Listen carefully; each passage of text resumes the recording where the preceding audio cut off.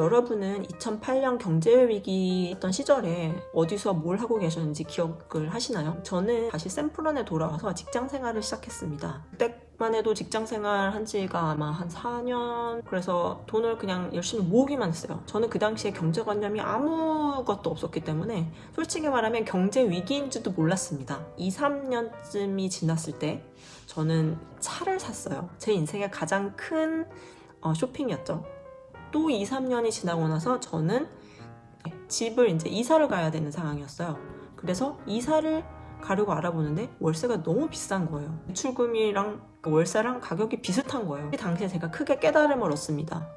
제가 차를 샀던 2, 3년 전에 차를 사지 않고 집을 샀으면 어땠을까 하면서 저는 요즘 생각하는 게 코로나 전과 코로나 후의 삶이 정말 같지는 않을 거다라는 말 많이 듣잖아요. 과도기에 있는 이 상황에서 나는 어떤 준비를 해야 될까? 라는 생각을 굉장히 많이 하고 있어요. 그래서 최근에 이 책을 읽습니다. 포노사피언스.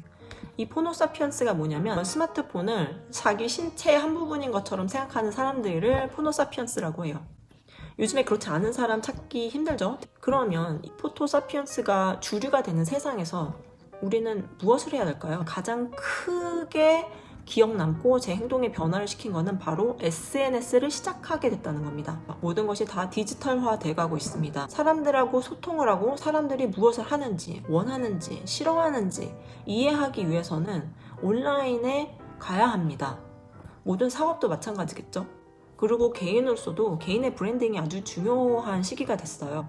나는 죽을 때까지 회사 다닐 거니까 상관없어 라고 말하실 건가요? 저는 SNS를 그렇게 긍정적으로 생각하는 사람은 아니었어요. 내 개인정보, 프라이버시 너무 중요해. 자랑하듯이 올리는 거 보고 막 부러워하고 이런 거 심리적으로 너무 안 좋은 영향 끼쳐.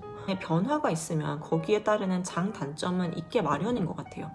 안 좋은 점에만 포커스를 맞춰야 하는 것인지 아니면 이 흐름의 장점은 무엇인지 장점을 잘 이용해서 나의 강점으로 만들기 위해서는 무엇을 해야 되는지 이것에 오히려 포커스를 맞춰야 되는 게 아닐까라고 생각을 변화가 일어났습니다. 뭐 여기 포노사피에서는 되게 재밌는 얘기하는데요. 포노사피언스의 레벨을 따집니다. 레벨 1은 스마트폰을 가지고 전화만 하고 이메일 체크하고 이렇게 되게 기본적으로 쓰는 게 레벨 1이라면 레벨 5는 은행 업무를 볼 수 있을 정도가 레벨 5예요. 레벨 10 정도가 되려면 이 SNS 안에서 나만의 브랜딩이 있고 누군가를 위해서 콘텐츠 생산해낼 수 있는 그런 단계까지 된 거를 레벨 10이라고 합니다. 레벨이 한 1이라면 한 5쯤 되게 하는 노력을 해보시라. 이미 내가 레벨 5 정도는 됐다. 그러면 레벨 10이 되려면 어떻게 해야 되는지 같이 고민해 보시는 건 어떨까요? 한 번쯤 생각해 보셔도 좋을 것 같습니다. 그럼 다음에 만나요.